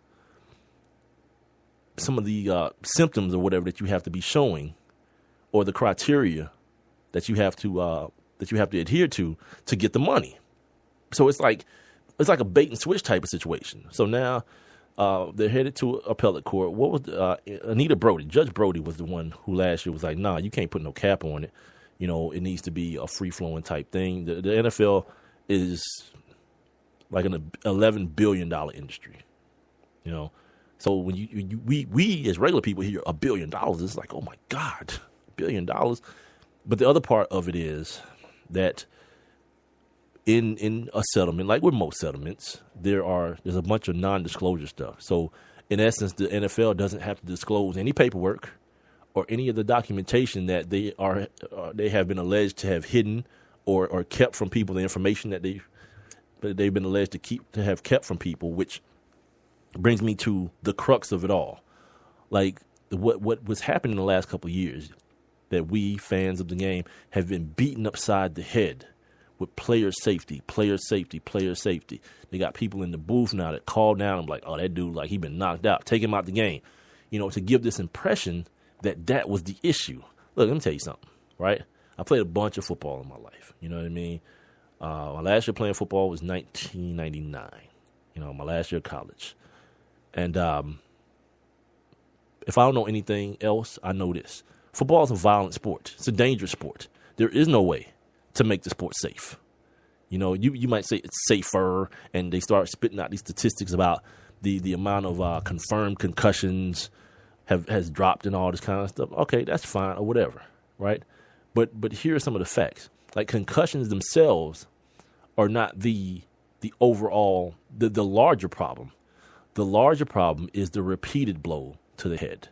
The repeat concussion, like the concussion you get. Like, imagine breaking your arm and then going back to playing football with that arm broken. You know what I mean? It's a good chance that the arm's not going to heal properly if you continue to do that. Same thing with your brain.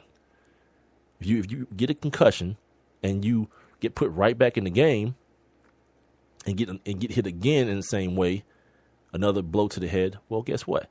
Then not only that, those what they call them, non-concussive blows, offensive linemen, over and over again, 40, 50 plays a game, they're bang, bang, bang, offensive, defensive linemen. You might not be concussed in the truest sense of the word, but that constant bang, bang, bang to the head, I sound like John Witherspoon, the daddy on Friday, but I don't mean to, can cause the same type of effects in long term. You understand? Like what happened with like Mike Webster.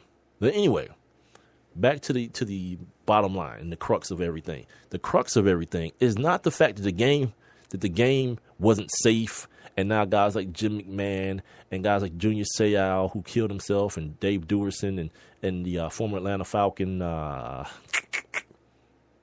can't think of his name, Easley. Okay, what was his first name? Easley was his last name.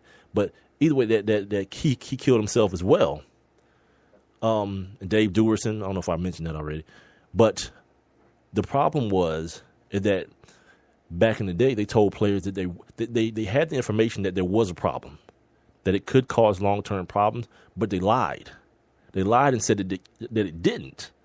That's what that's the basis, all in all, for the lawsuit. The NFL, they're the ones who've changed the narrative in saying, well, we just have to make the game safer. Good luck. Try that. all you want to. Ask Wes Welker, is it safer? Ask, what's that kid's name? Brandon Stokely. Remember him? Ask him if it's any safer. No, these dudes are still getting knocked the hell out, man. Like, just because you don't allow, I mean, I understand the whole thing about like not allowing, guys to like launch at dudes anymore and just like, decapitate them. But I do also, there is a part of me that says too, that growing up, I've always known that to be a part of the game. I remember hearing Ronnie Lott growing up as a kid saying that in the first quarter or two, he didn't go for no interceptions. He was just gonna knock your ass out. So that in the second half, the interceptions came easier because you weren't looking at the ball no more. You looking for him. So it's always been a part of the mental intimidation that certain guys brought to the game. I'm a person that, I try to be as open-minded as possible, especially with stuff like this, because people make arguments on either side of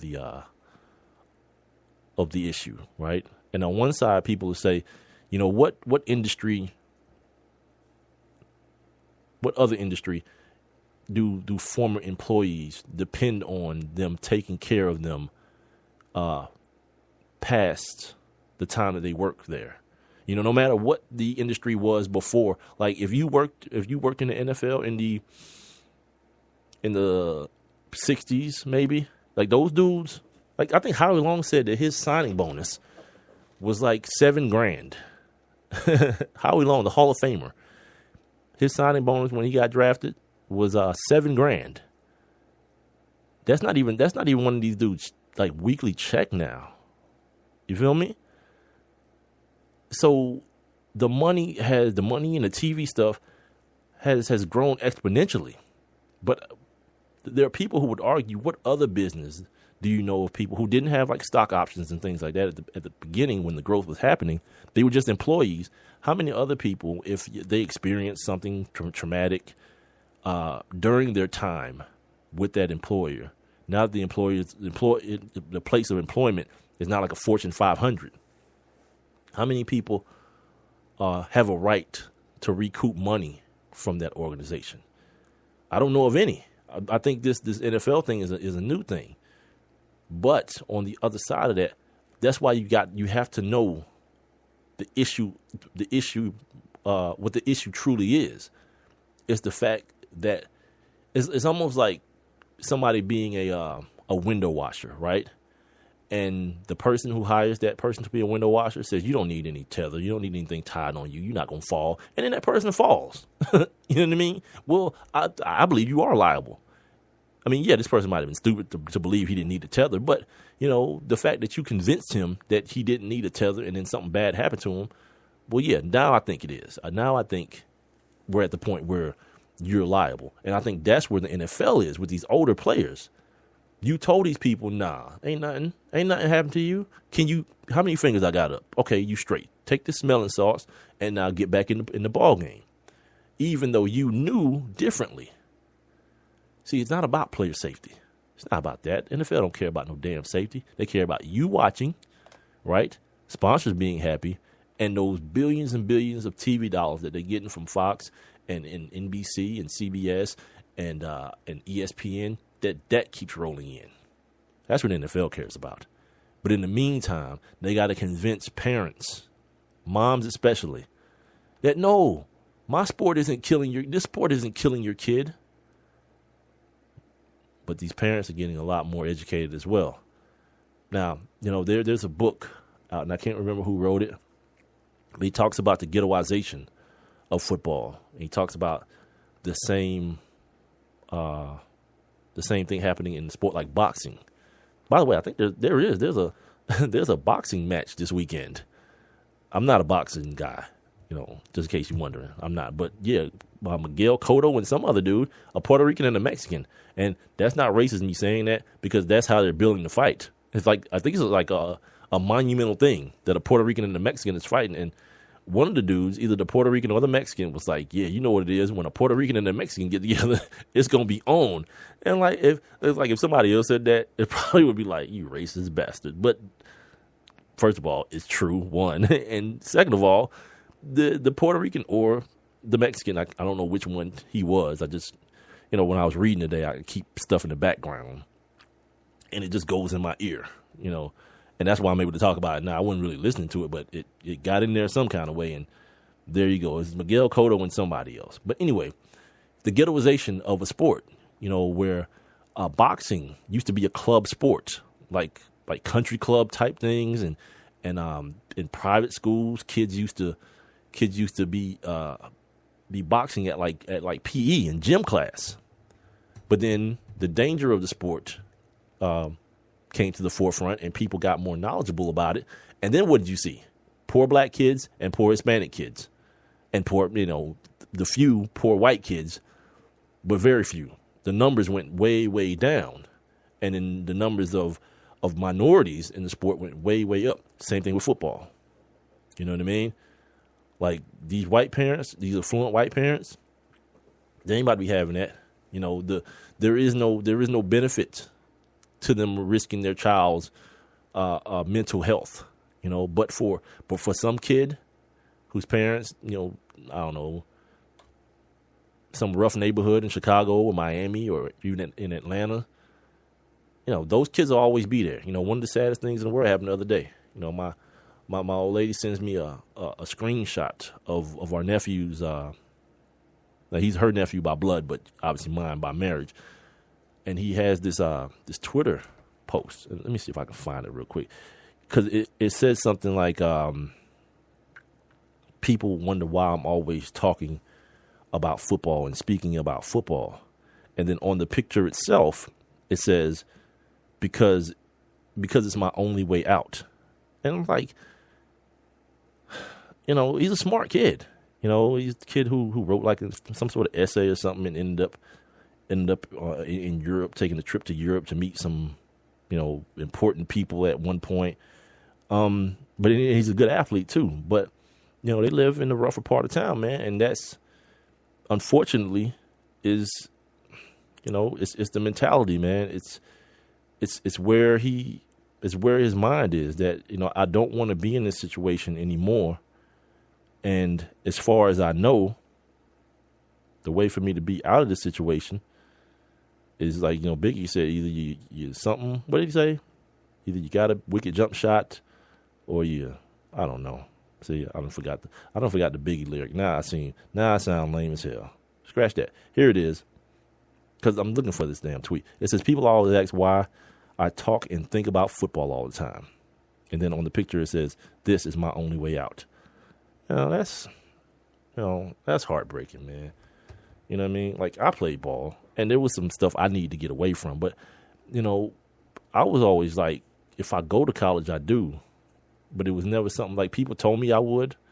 But I wasn't serious about class and school and stuff. So I was like, all right, whatever. You just trying to tell me that so I keep playing hard, But, it actually ended up working out that way. And luckily for me, I got a chance to get out of Decatur and see other things and see the way other people lived. And understand the world was bigger than Decatur, Georgia, Atlanta, Georgia.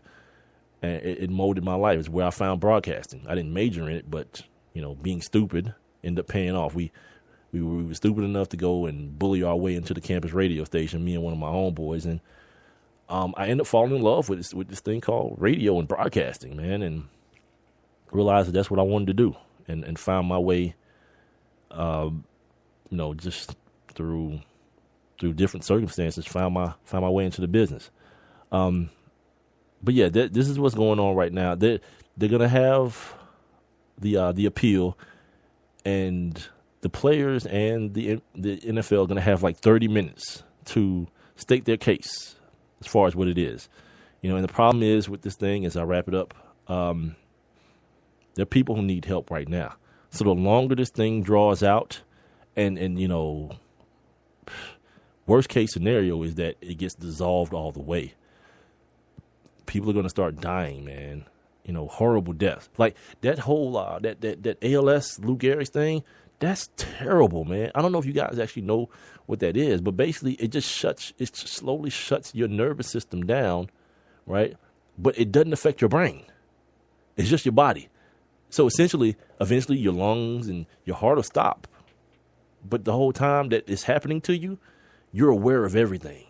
your brain is as sharp or as dull as it always was. Whatever you already were mentally, you're going to maintain that. It's like one of the most horrendous, the biggest. I always talk about like the tricks that the universe plays on people, man. It's like the meanest trick the universe can play on someone, man.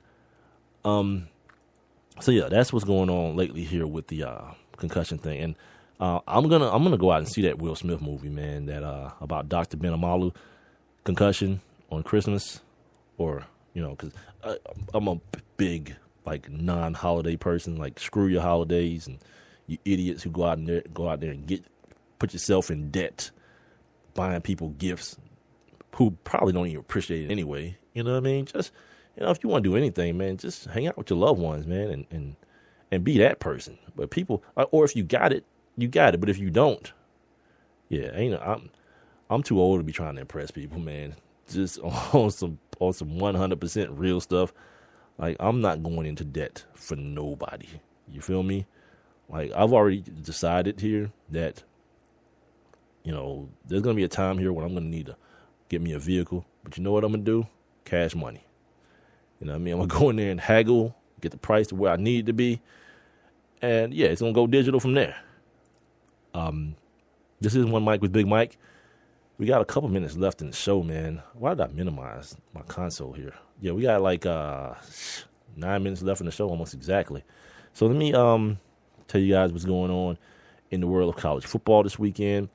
I mentioned already, we got a big game in Columbus between Michigan State and Ohio State. That's going to kind of be one of those things that could affect the college football playoffs and the voting that happens every Tuesday. Ohio State is still undefeated. They've gotten through a couple of little, bumps in the road, with the quarterback situation. Whereas, last summer, everyone was like, man, they got the richest to be richest beyond riches is what I'm trying to say at the quarterback position. And then it was like, oh my God, it's like a quarterback controversy. Like, which one is it? I felt like JT Barrett was a better quarterback, but so many people, you fell in love with Cardale Jones. He's this animated dude. He's big personality, and you don't really hear a lot from JT Barrett until, I know I didn't mention this, did I? The video of him getting arrested came out, and this quiet, sublime dude, he tells the police, I play quarterback for Ohio State. You can't do crap to me. What? He must don't look at the news. That's all that is. Yeah, you don't watch the news, young man, because my recent experience, and not even my experience, I don't want to say that, but I've witnessed that it really ain't nothing. The police don't give a damn who you are. I remember I had some teammates that were coming that lived in Alabama, and they were trying to get back to school, and we went to school in Tennessee. And so the way they came, we went to school in kind of central Tennessee. So the way you come from Alabama, you have to go through Georgia, but like the tip, that left-hand corner of Georgia, I think it's called Dade County. And these dudes got pulled over, right? And when the cop pulled him over, this dude tried to pull the Tennessee Tech card. He was like, sir, we play football for Tennessee Tech University. We have a meeting this evening, and we just don't want to be late. So we might have been going a little bit too fast. That white boy told him, I'm sorry, I don't give a damn who you and your gangbanging buddies play for. You don't come through Dade County speeding, boy. I was like, yeah, boy. It was about to be a problem because if you ain't shut your damn mouth and take that ticket and keep it moving and do 54 in that 55, yeah, because we go to Tennessee Tech like anybody cared. Even we went there, and I can't even say we cared that much to be, try to use that to get out of a ticket. It's you and 4 other, unsavory looking black men in the car. And you expect this white boy to have some sort of Tennessee Tech respect? Please. Sorry, I had to take a drink of water. Something got caught in my throat real quick while I was telling that story. Well, anyway, you guys remember Michael Bennett? guy who played running back, I think for Wisconsin, and then got drafted in the first round by the Vikings many a year back. Well, he's going to jail. Looks like here for scamming, for a loan scam against his girlfriend's parents, her 65-year-old parents. This dude took out 2 loans totaling $325,000 in their names, right? To buy a car or cars, and go on a shopping spree. Let this be another cautionary tale. You know, this dude spent a decade in the NFL and has resorted to scamming old people out of their money. And from the looks of it, and then by the way, I'm not saying allegedly, is because apparently he admitted to it when the folks went to go get him, the police went to go get him. I'm saying folks because that's what we say here in Atlanta, but I'm sure that's not something that's worldwide. When the police went to go get him, yeah, he was just like, "Yep, I did it." And the only reason he got caught because the people who he borrowed the money from actually sent paperwork to his girlfriend's parents' house, and they was like, "Oh, we ain't take out no damn loan. We owed. We good. We straight." So yeah, it looks like he's going to be spending some time in jail. They hit this boy with $1 million bond. You know, if it's 10% bond, it's $100,000, and I would assume he don't have it if he's doing that. And I don't think this is the first time that this is not the first time that he's been in trouble for things of this nature. You know, he's been arrested on suspicion of grand theft, burglary, forgery, elder abuse for financial gain. I don't know what the details of that are, but it sounds like the same thing. So yeah, 10 years in the league, man. And this is what people have resorted to. And you know, if you ever seen that 30 for 30 broke, you see what the problem is. It's like a big high school where people are trying to keep up with people. Like somebody got this car, so now you feel like you got to get this car. That's why, like, when these rookies post these receipts for these rookie dinners on TV, on Instagram, like $300,000 for a dinner, because folks are in there buying like the rarest of liquors and lobsters, and it's like, come on, man, like how you cool with doing that to somebody? You understand? Like, that's why I'm not huge on like this whole tradition malarkey bull crap. Tradition is stupid. And again, anytime somebody tells me that that's the reason something is done, I'm just gonna always scream out the same thing every time: slavery. That was a tradition too. You want to keep that one going, bruh, ma'am? Yeah, it's stupid. Tradition. Certain things just don't need to be done. You know what I mean? They got these kids feeling obligated to be paying these huge amounts of money. Like Des Bryant, was it last year? Before he signed this big deal, was like, that's one of his biggest regrets, man. Is bowing down to the pressure of doing that. I don't think I have time to get. You know what I do? John Bones Jones. Well, maybe I don't. Because I think I had some more football stuff to go here. No, I didn't actually. So yeah, John Bones Jones. He posted an Instagram photo of himself, a new Instagram photo, and he is shredded. Like, that dude is ripped. Now, if you ever seen this dude fight, you always, like, if you're me, you always say, like, man, how is this dude so damn good? Like, he don't have a muscle on his body. And he had like a video too of him working out, like deadlifting like 600 plus pounds. And he said something about being flattered of the steroid accusations of people saying it's got to be steroids. Here's the thing though, that term is so antiquated. Yeah, he's right. It's probably not steroids. Ain't nobody doing no damn horse pills no more. But these dudes, especially these Hollywood cats. I was telling my old lady about this the other day. You ever seen these dudes, Jake Gyllenhaal and now Michael B. Jordan in that movie Creed? I guess that movie came out today. Did it? Did it not? I think Creed came out today. Or does it come out on Thanksgiving? I don't know. Either way, these dudes just being able to change their bodies for these movies. Yeah, that's HGH, man. That's what that is. That's human growth hormone. The one thing that the NFL is like, we ain't trying to get you to test us for that. You know why? because you're not supposed to be 310 pounds with 2% body fat. It's just not a thing that's supposed to happen. All right, you guys have a happy weekend. Enjoy yourselves out there. Be safe, definitely. Stay off them patty pies, man. You know what I mean? I don't know. It seems like they're putting crack in them or something, the way y'all acting about them. Also, don't forget, next week is Thanksgiving. So I'm trying to put some things together for Friday and Saturday. Make sure I have some like best of stuff for Thursday and Friday. Black Friday. You know what Black Friday should be? I'll talk about it on Monday. what my version of Black Friday would be. This is One Mic with Big Mike. Spreaker.com is where you're hearing me this weekend. You guys can hear all previous episodes if you missed any of them on the Spreaker app or on Spreaker. Just follow my show, the number 1 MIC WITHBIGMIKE. Also use that for my Twitter and my Instagram. And also when you're listening to the show, hit the little heart button, man. Give it a like. You know what I mean? You guys enjoy your weekend, and I'll see you back here hopefully on Monday. Have a good one.